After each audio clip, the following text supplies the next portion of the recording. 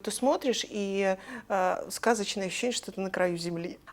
Когда дело касается Якутии, это вообще отдельная вселенная. Там можно спать даже голым на снегу. Но это уже другой фильм. И мне тоже говорят, ну, ты приедешь в Якутск, Якутск, он вот это тоже маленькая страна, а вся Якутия, она другая. Когда женщина выкормила медвежонка грудью. Очень страшно, я прям сильно испугалась, правда. Просто ты подходишь, думаешь, просто какая-то сказка, как будто ты в раю. Если бы не комары. Именно через глаза холод проникает в мозг. Кстати, я обратила внимание, якутские очень стильные люди.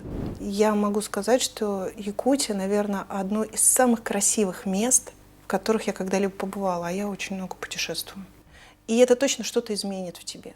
Это точно.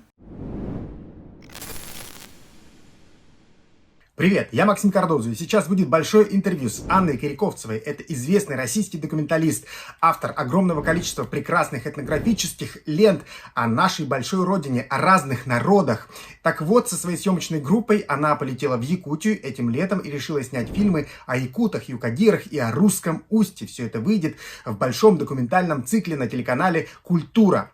Так вот, мне удалось встретиться с Анной и спросить у нее, почему она поехала в Якутию, что ее больше всего поразило в нашей республике и с какими трудностями столкнулась съемочная группа. Ну и в самом начале, по традиции, хочу вас попросить, ставьте лайки и дизлайки тоже, оставляйте комментарии, подписывайтесь, нажимайте на колокольчик, все это помогает в продвижении этого видео и телеканала.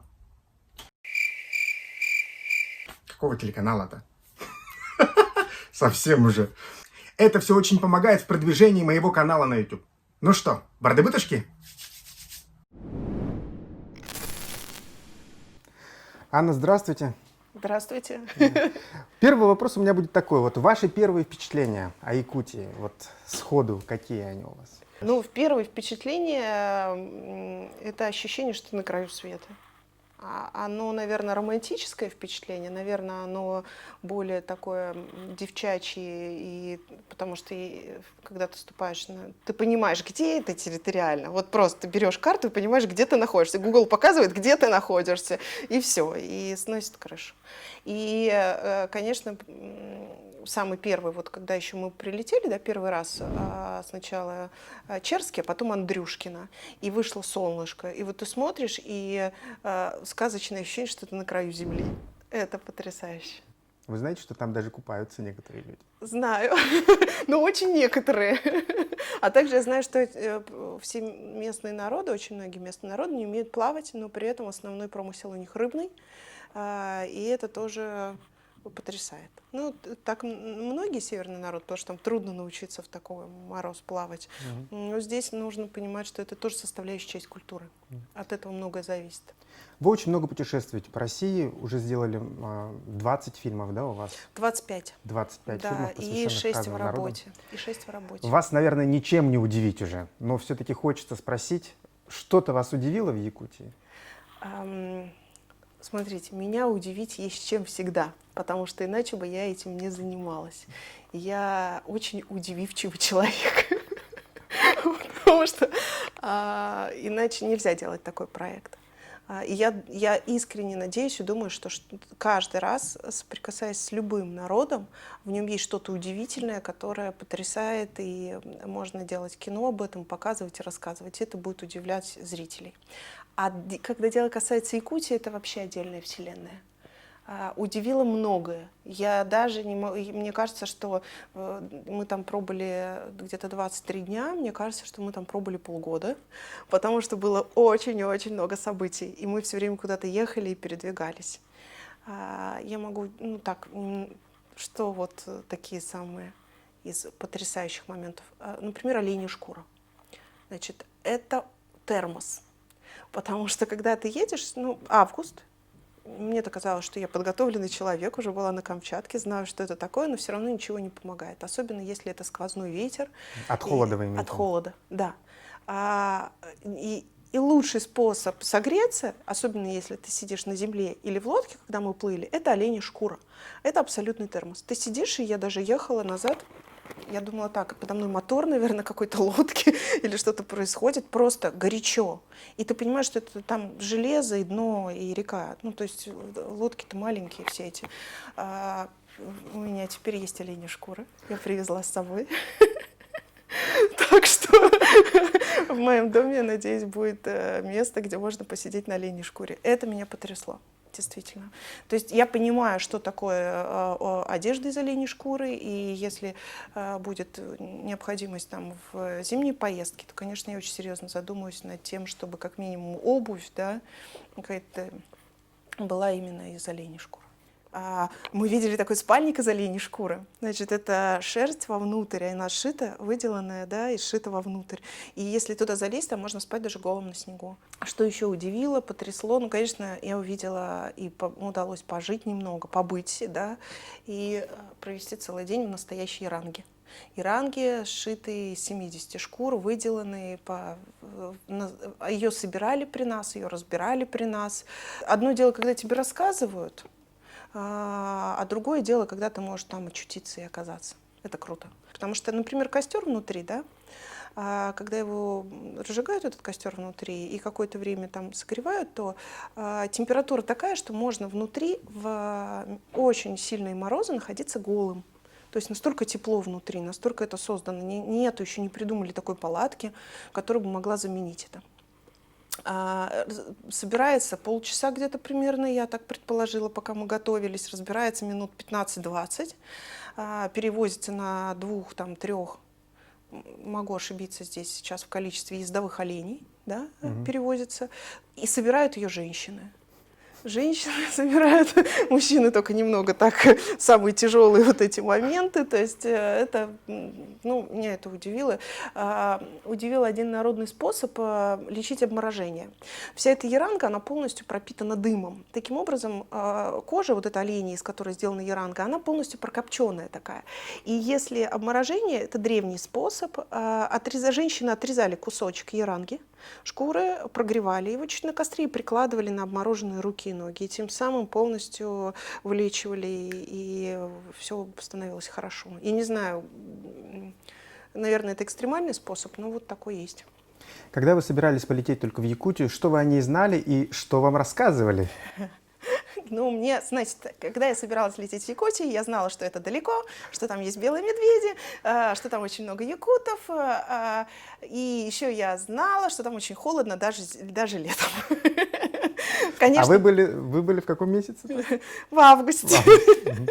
Ну, я думала, что, конечно, я же возьму с собой там тепленькую одежду, но я недооценила ситуацию.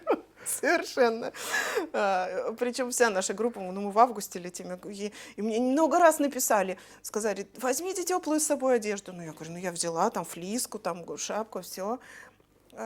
Перчатки, все, шапку и перчатки успешно забыла дома, значит, прилетели в Якутск, я думаю, ну, нормальная погода, все хорошо, вылетаем в Черский, я только спускаюсь с самолета, я понимаю, что у нас до вертолета там час остался, первая моя просьба, где у вас магазин, мне нужно купить шапку и перчатки, они смотрят, вы что, я говорю, я забыла, но я понимаю, что я забыла, может быть, самое главное, что мне там понадобилось, я купила шапку, местные перчатки, там все, несколько перчаток, потом делилась-то с коллегами, потому что, и это август.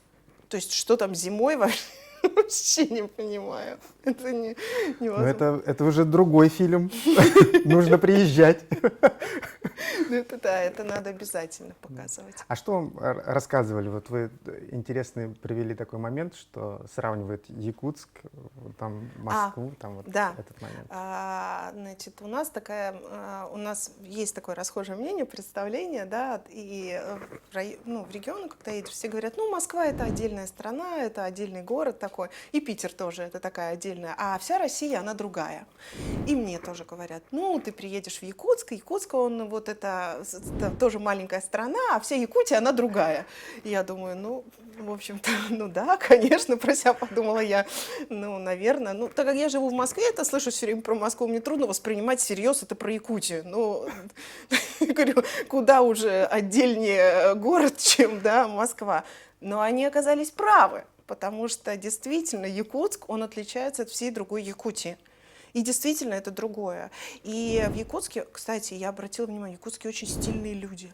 Очень модно одетые, там вообще молодежь ходит, прям очень, и имеется какой-то свой, я даже не могу сказать, такой я бы сказала, северный стиль, но он другой, да, он отличается. Очень...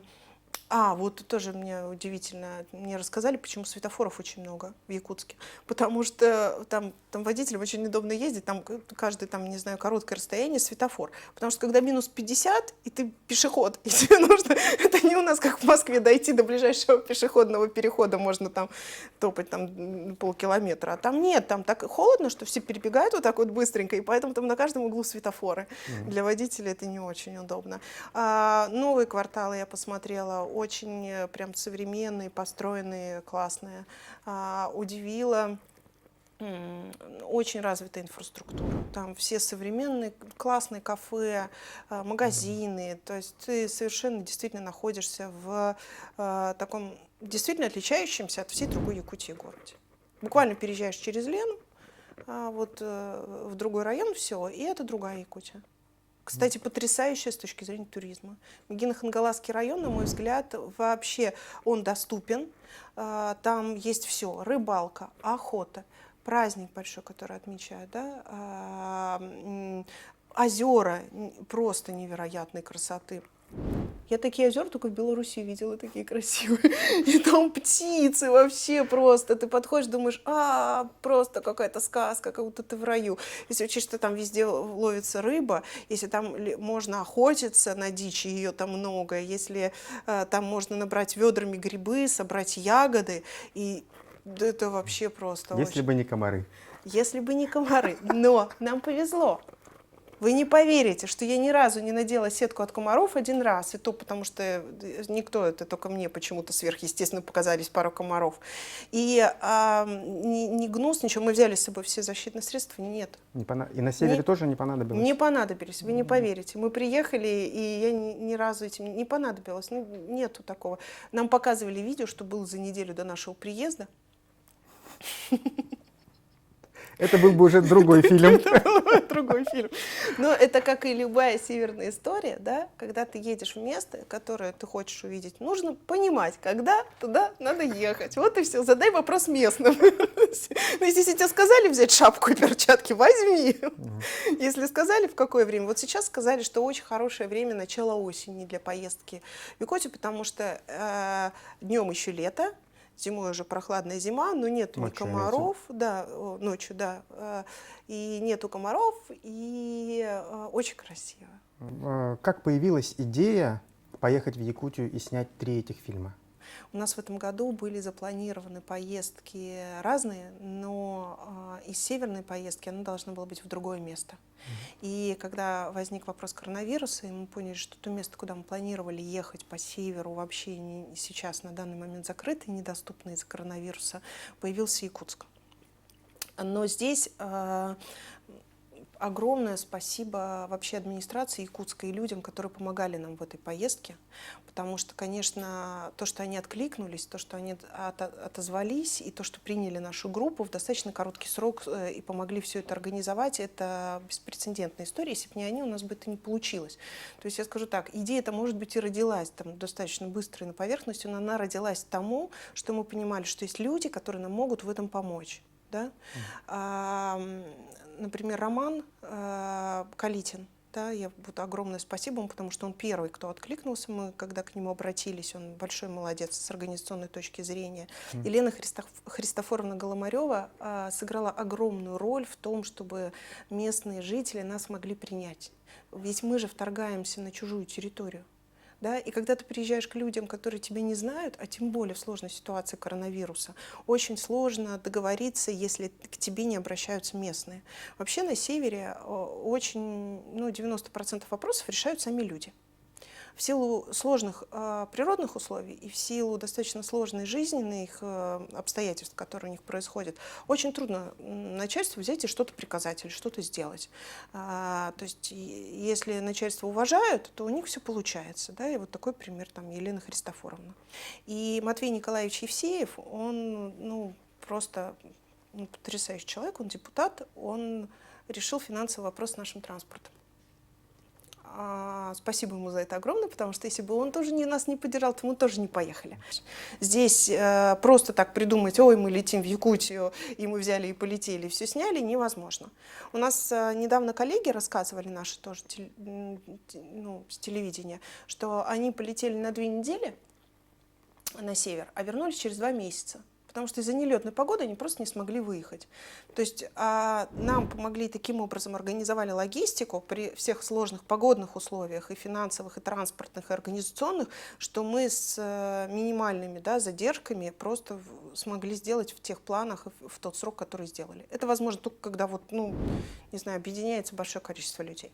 Поэтому идеи, но до реализации должно многое быть. И у меня были случаи, когда я, например, хотела снимать в каком-то из мест, и когда я обращалась и не чувствовала такой поддержки, мне приходилось отказываться от этой идеи по этим съемкам, потому что я понимала, что здесь будет сложно в реализации проекта. Меня это удивило. Продолжать? Там еще длинный список, у нас какой хронометраж? Анна, За смотрите, 23 дня. вы снимали 3 фильма. Да. Да, расскажите немножечко о каждом из них. Цикл весь документальный называется «Земля людей». В данном цикле мы сейчас сняли 3 фильма. Один о юкагирах, который мы снимали в Андрюшкино, о русско-устинцах, в Русском Устье, и о якутах в Мегино-Хангаласском районе. Я думаю, что до Нового года примерно мы будем монтировать, а дальше уже в это. А уже у вас сложился какой-то сценарий, может быть, каждого из них? Я в одном из ваших интервью услышал, что вы ориентируетесь на людей и на их истории. Какие истории, может быть, вас вдохновили в этот раз? Спасибо за вопрос. Действительно, мы стараемся снимать людей сегодня, в их жизни, то, что происходит. И сценарий нам диктует часто сама жизнь. Практически нет ни одного фильма, в котором бы не происходило что-то, что всю съемочную группу либо меняло, либо настраивало на съемки определенного эпизода. Конечно, у нас есть план, конечно, есть подготовка, по которой мы работаем, но в 90% случаев мы идем за жизнью, не пытаясь ее подстроить под себя. С одной стороны, это рискованно, потому что все-таки мы все профессионалы и понимаем, что нам нужно так или иначе привести определенное количество материала, который соответствует контенту, который мы делаем. Но, с другой стороны, именно такой подход, когда ты двигаешься за жизнью, за биографией, за событиями, которые диктуют тебе эти люди, которые происходят, и дает возможность увидеть этих людей их глазами. Не могу не спросить, какое событие на этот раз было, может быть, самое яркое? Тут событие сейчас самое яркое. Я просто очень удивился, вы рассказывали, что была история, когда женщина выкормила медвежонка грудью. Это такая... Это просто... Причем медведь у него был тотемным животным, это мы в Тюмени снимали, даже не Тюмень, там далеко достаточно ездили, и медведь, когда тотемное животное, вообще знаете, наверняка, что когда у рода есть тотемное животное, никто из членов этого рода не должен убивать это животное. Это может быть орел, это может быть медведь, это может быть волк, потому что если ты убьешь свое тотемное животное, то дальше надо очень много поколений, чтобы загладить эту вину. У разных народов по-разному, но в данном случае, действительно, у нее был в роду тотемное животное медведь, и кто-то из родственников был вынужден защититься, и убили, по-моему, маму медведицу, и эта женщина, понимая это, действительно забрала медвежонка и выкормила его грудью. Значит, снимаем в Андрюшкино, возвращаемся в Черский. В Черском нам очень повезло, один из наших операторов, Андрею, смог поехать в Оленье Звено. Олени уходят на север, и нам специально отзвонились, поговорили, что олени придут, и их можно снять, потому что, рассказывая о народе, который занимается оленеводством, нельзя не показать оленей. Сложная штука, нам очень везет, забирают только одного оператора, потому что на этой маленькой лодочке, понимаете, с едой для оленей, с вещами, со всеми, мы все не поместимся. Мы говорим: отлично, Андрей, с Богом, и он отправляется, уезжает. Значит, а нам рассказывает, говорит: у нас здесь есть Охотск. Там живут тоже русские. А мы планировали одной из наших поездок в будущем поехать в Похотск. И я говорю, вот здорово, давайте съездим на разведку, посмотрим, там же очень интересно, возможно, мы будем знать уже, да, будем готовы к этому, тем более, что находимся в таком месте. Нас грузят на лодку, о которой я вам уже рассказывала, но без тента сверху. И мы выходим в очень неспокойную погоду. То есть вот тебя трясет вот так вот, ты вот так вот прыгаешь, там не было никакой оленей шкуры. На мне было одето все, количество слоев всего на мне одетого, это просто вот так вот одни глазки торчат, и мне кажется, что именно через глаза холод проникает в мозг, во все тело и все там. Вот. Причем там еще ты едешь, когда двигаешься на лодке, ты подспудно смотришь краем так берег. Ты видишь его и думаешь, доплывешь или не доплывешь? На всякий случай, короче. На всякий случай, да. Но надо сказать, что с нами, что мы плыли вчетвером, 2 человека из нас не умели плавать. Значит, и состояние вначале очень страшное, я прям сильно испугалась, правда, вот такое экстремальное. Потом нужно поймать баланс, нужно понимать, что когда тебя подбрасывает, чтобы тебя не выбросило из лодки в воду, нужно расслабиться, как мешок с картошкой, просто таким образом ты можешь зафиксироваться. И погода все хуже и хуже. Когда мы приехали в Похотск, погода полила вообще жуткий дождь, и мы вынуждены были там остаться ночевать. Все, назад дорога закрыта, мы не можем. И Андрей, который поехал к Олене, пропал и не выходил на связь очень долго. И состояние, когда человек из твоей группы, ты не понимаешь, что он выходит, где он находится, то есть мы-то уже оказались в тепле, а он пошел по другому устью реки, правда, с 2 профессионалами настоящими, да, там, с оленеводами, сторожилами. Мы были спокойны, то, что он в надежных руках, но ты понимаешь, что ты, вот эта беспомощность, когда ты не понимаешь, что твой друг где находится и что с ним. И вот это состояние, когда он вышел через 7 часов на связь, значит, если у нас час, мы доехали до Похотска, там переночевали, и час вернулись из Похотска, то он около 3 часов плыл до Оленей, там пошел дождь, и они поехали назад, и 7 часов в мокрой лодке, под дождем, без тента сверху, они втроем преодолевали вот эту стихию, чтобы вернуться назад. И когда он вышел на связь, вот сказать, что такое счастье, это счастье, когда ты понимаешь, что он на связи, и телефон есть, и все в порядке. И я понимаю, что, наверное, это огромное приключение для меня, но они все живут в этих условиях. Это, Ваши герои. Да, наши герои. И наши герои, и люди, которые там живут, они существуют в этом. И как вот это передать, не без вот этого пафоса телевизионного, да простят меня все коллеги, которых я очень люблю, и они большие молодцы, что они делают все это, да, чтобы не смотреть на это сверху вниз и не быть предвзятым.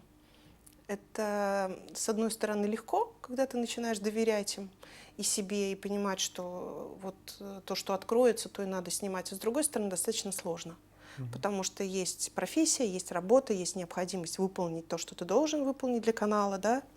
Поэтому все круто, но очень на грани. Вот такие. О чем будет ваш фильм про юкадиров тогда? О людях, как всегда, все наши фильмы о людях. У нас нету других сюжетов, кроме как судьбы людей, о которых говорит. У нас наш проект не надо воспринимать как отдельные фильмы. Дело в том, что именно объемность этого проекта, и в этом большое спасибо каналу, она заключается в том, что когда ты смотришь какое-то определенное количество, они небольшие, по 26 минут, когда ты насматриваешь определенное количество фильмов, да, у тебя что-то меняется в тебе самом. Да? Поэтому каждый фильм по отдельности он замечателен, но этот проект нужно воспринимать целиком.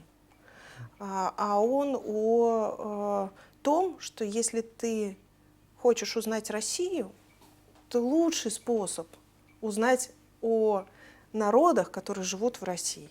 Вот, на мой взгляд, как-то так. Я все пытаюсь у вас какую-нибудь историю. Историю? Какую-нибудь Да, историю еще эксклюзивную. Эксклюзивную. Про героя Про какого-нибудь. героя, Да. эксклюзивную историю про героя. Так, замечательный музыкант, удивительный совершенно. Когда мы снимали «Якутов», вы увидите его в фильме, он играет на луке, на старинном луке с натянутыми конским волосом. И то, что он играет, это абсолютно, на мой взгляд, джаз этнографический. И меня потрясло то, что ты когда слышишь эту музыку, ты когда слышишь эти звуки, она настолько актуальна и настолько современна, что ты просто не можешь не сказать: «Вау, как круто, я хочу это слушать». А ты понимаешь, что играет он на, возможно, одном из самых древних инструментов, потому что вот натягивание на лук, да, вот этого волоса, это было очень-очень давно. Я не могу сейчас с этнографической точки зрения сказать. И вот это потрясающее сочетание, наверное, даже будущего и очень сильно прошлого, которое происходит в его музыке. Это завораживает, это невозможно оторваться от этого. Очень красиво. Вот вы побывали в Якутии, будет фильм у вас отдельный о якутах, и, может быть, какая-то у вас идея возникла, да, когда вы пообщались с якутами? Вы сказали, что многие говорили о каком-то возрождении.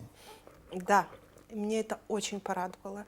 Когда мы разговаривали и встречались с местными жителями, нам многие говорили о возрождении культуры сейчас на данный момент, и этнографы это подтверждают. В последнее время именно культура саха, да, будем так говорить, это, наверное, правильнее, она переживает возрождение. И это очень здорово. Причем возрождается то, что было раньше, и модифицируется, да, исходя из сегодняшнего дня. Потрясающая совершенно история. Значит, все люди, с которыми мы встречались, ну, например, последний фильм «Саха» в первую очередь, да, я говорю, они все рассказывали о богах, о духах, к которым так или иначе они обращаются. Причем это происходило абсолютно естественно. Мы идем на охоту, такой-то дух, да, мы там обращаемся к реке, такой-то дух, да, так. Ну, я же все любопытный человек, думаю, ну где вот человек, у нас же много любит, говорит, я там не верю в Бога, да, мы часто встречаем такие заявления. Я думаю, ну не может же быть, что весь народ, вот никто не скажет. Записываем замечательного парня, ювелира, который говорит, я говорю, ну к какому духу вы обращаетесь, когда делаете ювелирные изделия? Он говорит, ну я рассчитываю на себя. Я думаю, ну вот, я увидела человека, интервью продолжается, я задаю ему вопрос. Он говорит, я рассчитываю на себя, на свои силы, я не очень в это верю, да, вот такой распространенный ответ у нас. Я думаю, ну вот, один человек нашелся за всю экспедицию. Я говорю, ну замечательно, а помимо работы вы там ходите на охоту, там на рыбалку? Он говорит, да, хожу. Я говорю, сколько вы на зиму заготавливаете там рыбы и дичь там, да, какую заготавливаете? Он говорит, сколько духи пошлют? Я понимаю, что... И все. И он даже сам не понял, что он это так искренне было. Сколько духи пошлют? И я, Аня, не получилось за всю поездку. Причем это касается даже городских жителей. Да? Потому что нам же помогали и с организацией съемок, да, нас и встречали, и провожали, и все вот. И спросишь, вот не задумываясь, покормить огонь, покормить воду, обратиться к духу, обряд очищения, просто норма. Можно говорить о возрождении в такой ситуации? Да. Нас очень кормили и любили и принимали точно так же, как и на Кавказе. Это потрясающе совершенно.